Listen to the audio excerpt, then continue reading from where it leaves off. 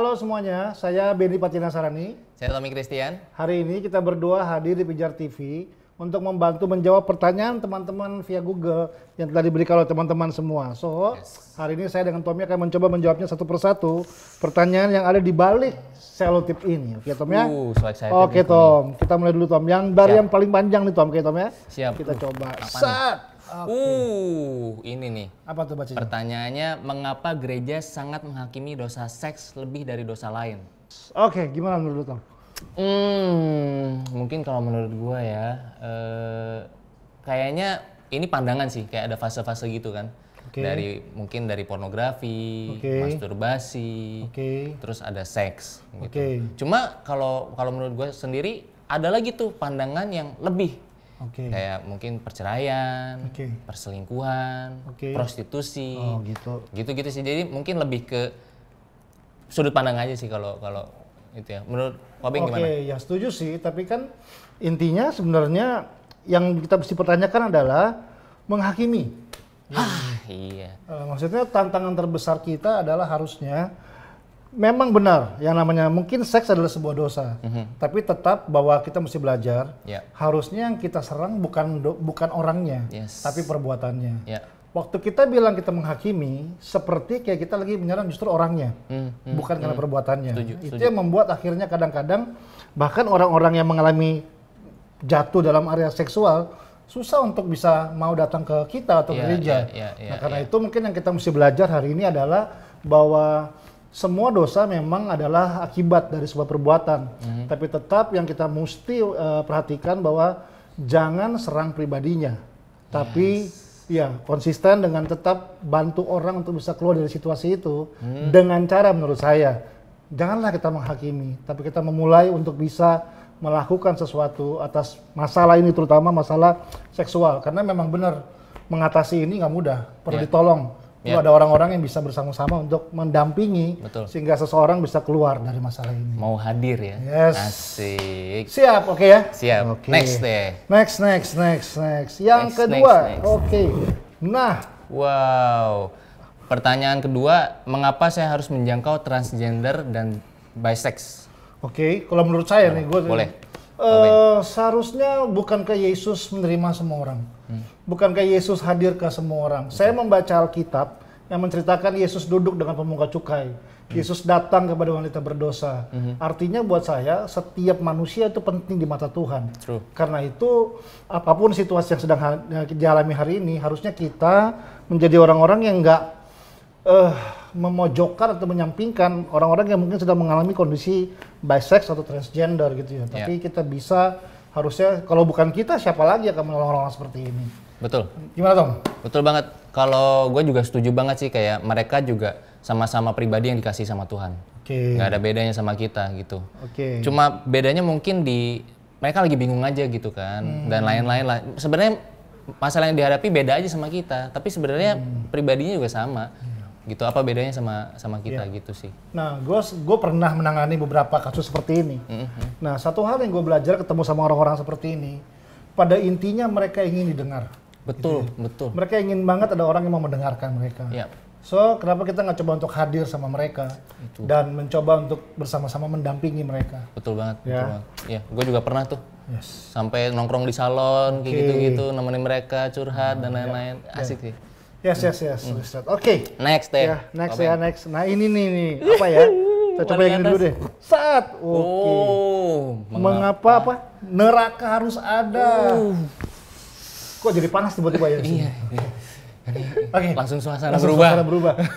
Kameramen berubah mukanya. Oh enggak, terus silakan. Ayo. Mengapa neraka harus ada?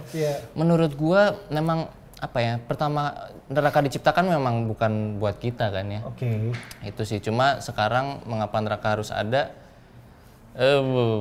kalau gue bilang gue agak setuju sama lagunya Dewa sih dulu. Dewa apa lagunya Ahmad Dhani ya, yang jika surga dan neraka tak pernah ada gitu.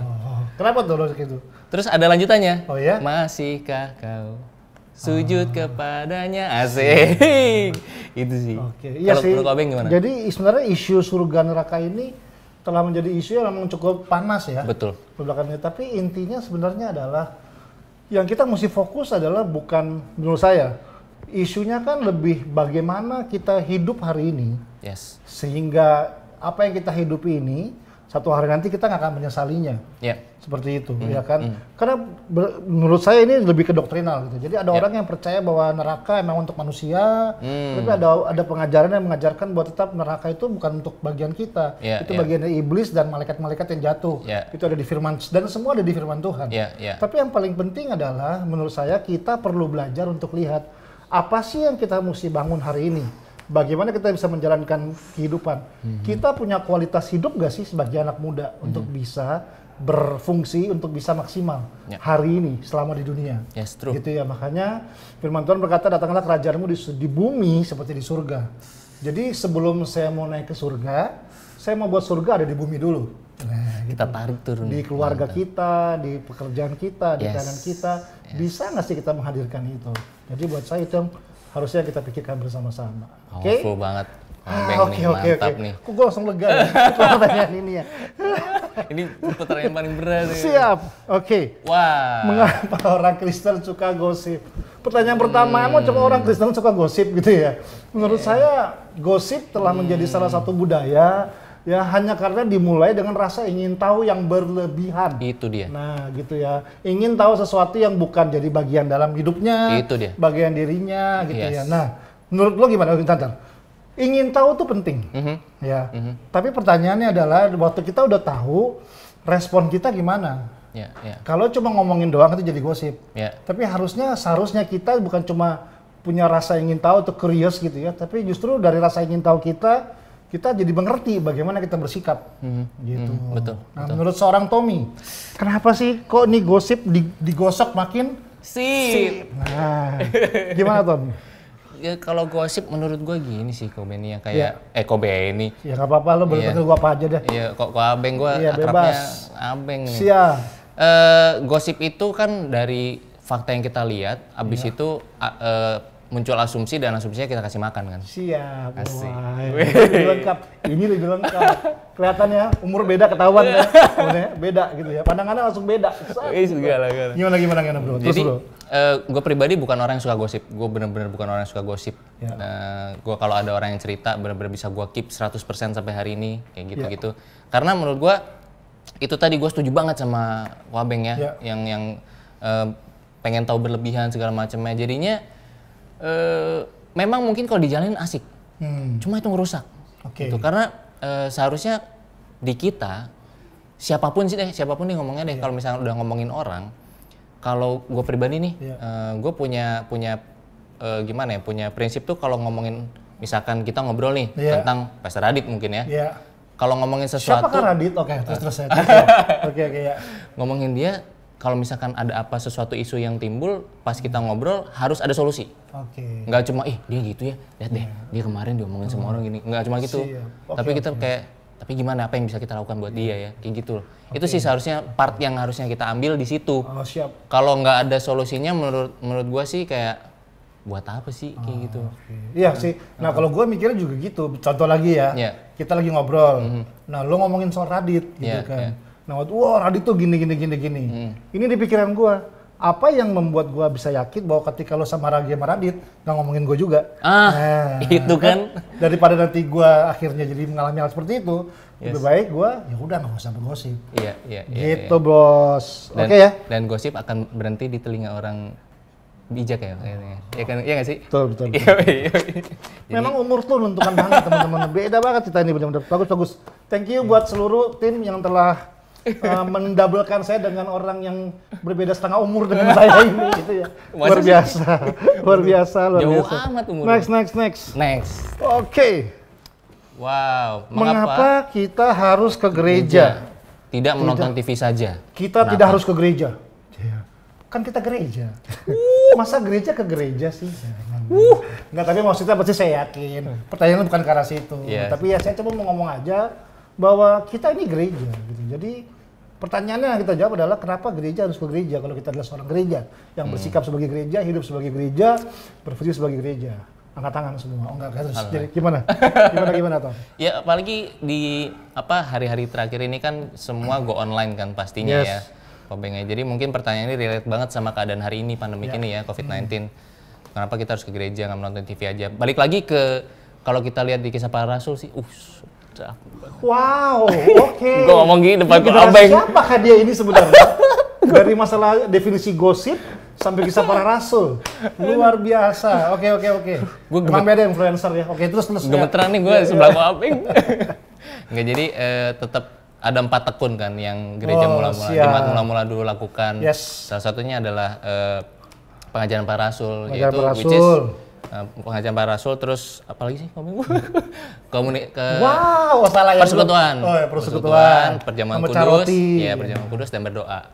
Itu nggak bisa dilompatin atau nggak bisa di skip sih, karena itu kan satu sama lain melahirkan kan. Betul. Jadi ya menurut gua persekutuan, pengajaran rasul itu juga penting supaya kita yang gereja ini di luar semakin meledak-ledak.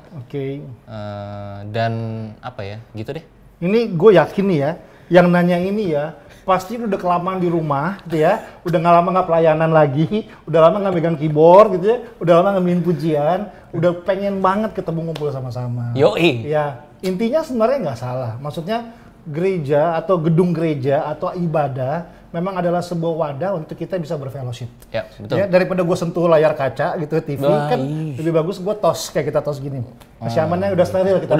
Udah disemprot dari atas sampai ke bawah ya, jadi udah aman gitu ya. Cuci tangan. Nah, jadi ya jelas mungkin memang di tengah-tengah situasi ini kan pasti semua sih, siapa yang nggak rindu ya. Betul banget. Bisa berfellowship, ada sentuhan lagi, bisa bercanda-canda dan bisa menyembah sama-sama, beribadah bersama-sama. Tapi memang kita nggak bisa batasi itu hanya dengan seperti itu.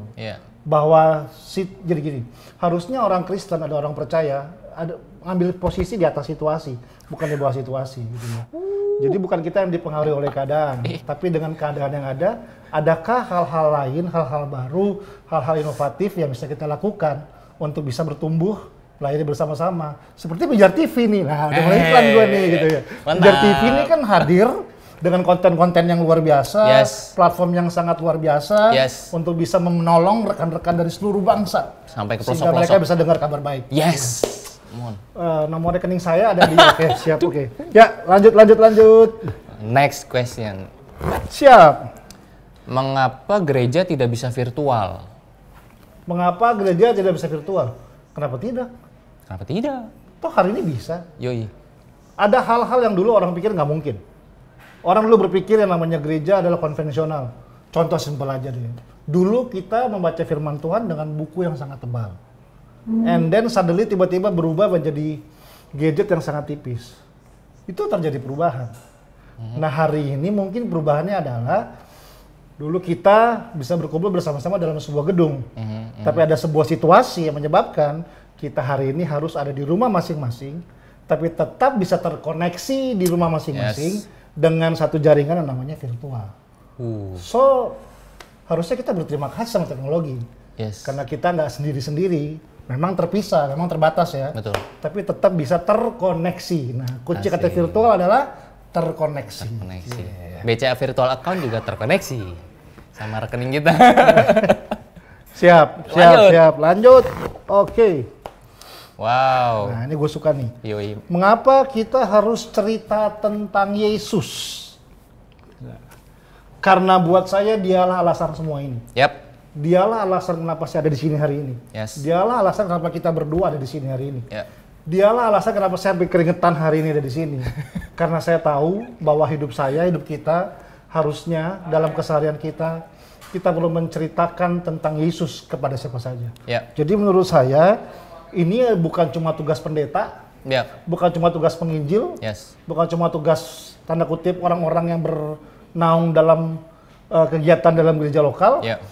Tapi saya percaya menceritakan tentang Yesus harusnya menjadi tugas setiap orang percaya. True, setuju banget. Kalau tanpa Yesus mungkin 15 tahun lalu gue udah lewat. Ngobeng juga. Ya kan? Kita pasti sama-sama rindu lah kalau teman-teman banyak banget orang di pelosok-pelosok sana yang yang merasakan kasih Yesus sama seperti yang kita rasain sama persis ya, karena nggak ada yang mungkin. Gitu Siap. Sih. Wow. Jadi sampai kapanpun ingat, dimanapun kita berada, tetap terus cerita tentang Yesus. Haleluya, haleluya. Lanjut. Badan udah cocok soalnya. Haleluya. Oke, lanjut ya. Siap. Kayak kenal ya. Mengapa main game dianggap dosa di gereja? Wih. Kamu yang nggak salah. Mengapa main game dianggap dosa di gereja? Oh gitu. Tidur juga dosa di gereja. Oh enggak. Oke. Ya, kenapa? Ini zaman lo nih, gue nggak main game soalnya gue bingung jadi. Iya. Mungkin bukan main gamenya ya, tapi kecanduannya.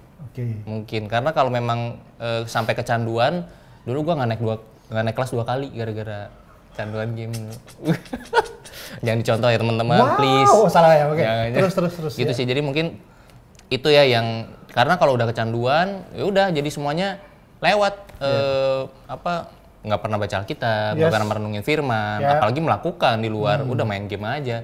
Itu sih menurut gua kok yang jadi masalah ya. Kalau menurut Pak gimana? Jadi mungkin gini deh ya, kita kayaknya nggak bisa terburu-buru mengatakan bahwa semuanya itu adalah dosa, gitu ya. Saya nggak bilang bahwa bermain game itu boleh, tapi setidaknya kan intinya begini. Maksudnya bermain game dalam gereja adalah kita melakukan aktivitas lain di dalam sebuah ibadah, di mana akhirnya kita nggak bisa full konsentrasi, full fokus dalam ibadah tersebut, karena terganggu dengan kegiatan lain yang kita lakukan. Misalnya main game, tidur, chatting, buka sosmed, stalking. Nah, jadi intinya sebenarnya adalah waktu kita lagi beribadah, fokuslah beribadah. Kalau ibadah setuju. Dengar kata Om Pendeta khotbah, Betul. Kasih persembahan gitu ya. Jadi di tengah-tengah itu intinya bukan masalah dosa apa nggak dosa, tapi di mana waktu kita lagi ibadah, kan ibadah itu seperti bentuk penyembahan kita kepada Tuhan. Jadi harusnya waktu kita lagi menyembah Tuhan dengan kesungguhan hati kita akan terlihat dengan bagaimana kita bersikap ketika kita sedang beribadah. Betul, setuju banget. Siap. Nggak lucu kan pas main game kantong persembahan di ini latah, HP-nya dimasukin. Itu bisa. Iya kan? Kayaknya pengalaman nih. Pernah dulu. Oh gitu. Tom, 2 lagi. Pulang gua habis ini. Siap. Buruan Tom. Oke. Wah. Mengapa kita takut setan? Iya sih benar. Oke, mengapa kita takut setan? Oh enggak. Gua bercanda Tom. Ayo. Wah nih. Mengapa kita takut setan? Tom, gue speechless bacanya soalnya Tom. Kenapa kita takut setan? Takut ya. Kalau gue bilang, gue pribadi punya pengalaman sebenarnya dulu gue pernah okkultisme. Oke. Nah ini menarik nih. Wow, ya? Paham gosip, kisah para rasul, okkultisme. Wow. Main game di ibadah, luar biasa. Oke. Aduh, jangan dicontoh yang buruknya. Ya, gimana Tom? Jadi dulu gue pernah okkultisme dan cukup dalam sih di situ. Terus mungkin kalau gue sekarang ngomong, gue sebagai orang yang pernah mengalami bersekutu sama ini setan dan sekarang hidup dalam persekutuan bersama Tuhan. Kalau gue bilang takut itu gimana ya? Tanda kalau sebenarnya kesadaran kita akan eksistensi the presence of God lagi nggak ada. Wow. Siap. Jadinya kayak kesadaran yang lain yang muncul gitu loh di pikiran. Kesadaran akan, di rumah lagi sendirian, mungkin jam 12 malam lagi nonton TV, tiba-tiba ada bunyi di belakang klotek. Terus langsung kayak, apaan tuh tadi? Ya. Terus langsung kayak, wah banyak lu dari situ, udah deh. Kalau itu dikasih makan ya. Tapi kalau ketika ada itu terus langsung membuat kesadaran diri sadar akan the eksistensi the presence of God. Oh enggak, gue sama Yesus di sini. Itu tenang sih kalau buat gue. Kalau Abeng gimana? Ya basically itu gue setuju. Tapi memang salah satu hal yang lain juga adalah karena saya merasa di bangsa kita terlalu dari kecil terlalu sering dikasih makan dengan mitos-mitos dan tahayul-tahayul yang sering terjadi. Bahkan sampai dibuta dengan misalnya ada film hantu yang baik hati gitu ya, depannya C, belakangnya R gitu ya. Biar mau gimana pun akhirnya ada hantunya, kata hantunya itu yang nempel sama anak-anak.